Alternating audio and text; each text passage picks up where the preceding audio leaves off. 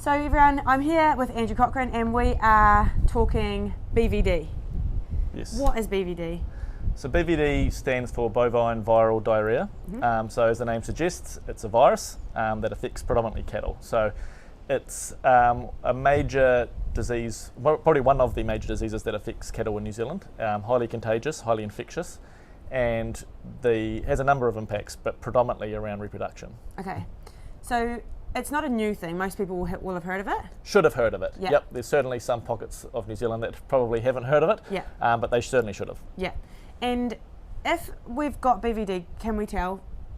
Absolutely. Yeah. Yep. So there's some really good tests with BVD, both for exposure testing. So that would be the first step. So most farms should do an exposure test to get an idea of whether or not BVD is on their herd.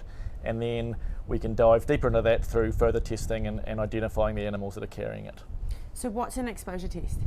So an exposure test requires us to test 15 animals. Okay. And we test for antibodies. So Okay. have they been exposed to the disease at some point in the past? Now if we target that test to, say, yearling animals, knowing they've only been on farm for 12 months, Yeah. if they've been exposed, we know that BVD has been on the property in the last 12 months. Okay, and so your exposure test comes back and says, yes, you've been exposed? Yes, it comes back with a number, and Yeah. the higher the number, the more likely that BVD is on your farm now. So on some properties, we'll come back with a number that's close to zero, telling us that the herd's naive. BVD certainly isn't on farm. So that 0 is out of the 15, or is it a number of is it to do with the antibodies? That number? It's a specific ratio that they formulate based on the number of animals that have been exposed. Okay. Then the number can get as high as 2, so or over 2, and a herd that has a number that high would certainly have BVD present on the farm right now. If you had a number somewhere between 0.75 and 1.2, 1.3, it's likely BVD's been on the farm recently, but may not be on the farm right now.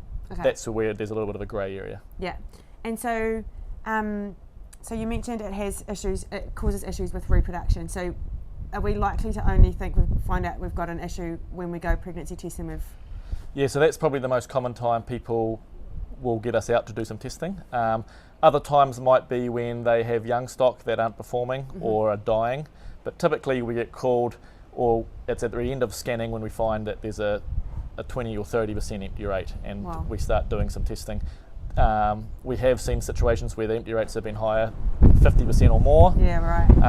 And if BVD is endemic in the herd, it's been there for a long time, it might only be costing people somewhere 5% a year. Yeah, and so that kind of 5% you might not necessarily No. notice. So it might be that you are still performing reasonably well, scanning 88 to 93% each year, thinking you're doing all right, not knowing that BVD is costing you 5% and you could be closer to 95% each year. Yeah, right.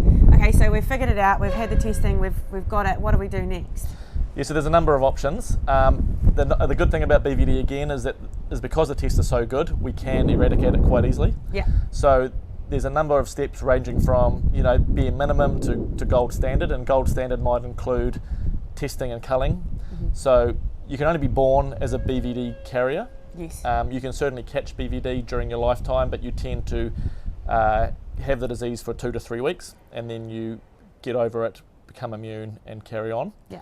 Animals that are born as a PI, a persistently infected carrier animal, are the ones we want to get rid of. So we can test for them. If we cull them, we can eradicate BVD from our herd. Okay, so that's a whole herd kind of a test. It is, yep. So we would start with the exposure test. If exposure is showing BVD is present on the farm, we would want to test every cattle beast on the property, Yeah. and cull anything that comes back as positive. And then we vaccinate. Yes, so the next step then is making sure BVD stays out. Yes. And so a couple of options there. One would just be having really strict biosecurity. So if a farm has solid boundaries where maybe they're boundarying a forestry block, or they've got roads on all their boundaries, or a river, and no nose-to-nose contact with the neighbour, it might be that they can manage their biosecurity quite easily themselves, keeping a closed herd or testing any animals that come on. If they have boundaries where they have a risk of nose-to-nose contact with the neighbour's cattle, or they bring in a lot of cattle, it might be wiser to vaccinate. Yeah, because I imagine most people won't have that first scenario with. Not many. Yeah, no. yeah. Okay, and then so how does the vaccination program work? So, like with a lot of these vaccines, the heifers would require 2 shots, Okay. and that is generally done just prior to mating. So we might start their first shot around about now in September, and they would get their second shot roughly 4 weeks before mating. And then annually each year after that, depending on which vaccine you use. Some vaccines now have got claims that after they get their third shot, you can be doing that vaccine any time of the year that is most convenient. Okay. So you don't have to be doing it just prior to mating, which is inconvenient for a lot of farms. They've got calves at foot, having to bring the cows and calves through the yards. Yeah. You can be doing it, for example, at weaning time. Okay. And then they need a booster? Yep, so an annual booster, they're on for the rest of their breeding life if Okay. vaccination is what you're using to manage BVD. Yeah. And so you're talking about the females, you don't have to do like Bulls. your steers? Or you Well, bulls certainly. Steers, not so much. It Yep. all depends on how far you want to go. In most New Zealand situations, with beef herds being relatively extensive, there's not a huge impact on young growing stock. Certainly there has been overseas where they're managed more intensively on feedlots. So a gold standard approach might be to vaccinate everything, including young stock. In a lot of cases in New Zealand, we will just vaccinate breeding animals. And as an absolute bare minimum, people should be vaccinating their bulls. So if they're doing nothing else, it should be that the bulls are coming onto the farm tested negative Yes. and vaccinated each year. And then going all the way up to a gold standard approach where all breeding stock are vaccinated. Okay. So our breeding bulls need vaccinated Each year. Yeah. So ideally we're doing that sort of 8 weeks before mating. Okay. Certainly no later than 4 weeks before. The reason we might want to go 8 weeks is it can take 8 weeks for the sperm to be generated, and if an animal was infected prior to mating and it takes that full 8 weeks before the sperm is back right again, Okay. we might be putting a bull out into the herd that's still infertile. So if we are protecting him as early as 8 weeks before mating, we can be fairly confident that he's going into the cows fertile. Yeah. Okay. So with quite a few different options there, is it best for people to go to their vet and say, Absolutely. Yep. So if you've done nothing before with BVD, the first step would be to going in and talking with your trusted vet, having that discussion, doing some exposure testing, and then once we've done the exposure test and worked out to what extent BVD is on your property, then we can come up with a management plan to either eradicate or manage your way out of it. So some people may choose not to test and cull.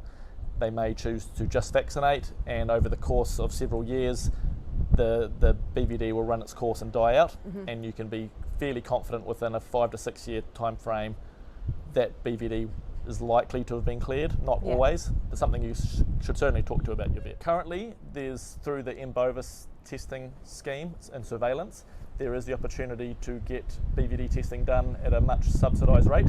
So a really good time for people to be having that conversation with their vet, and whether or not through the M-Bovis scheme they could take advantage of the subsidised BVD testing. That was another question too. Is BVD just as prevalent in beef herds as it is in dairy?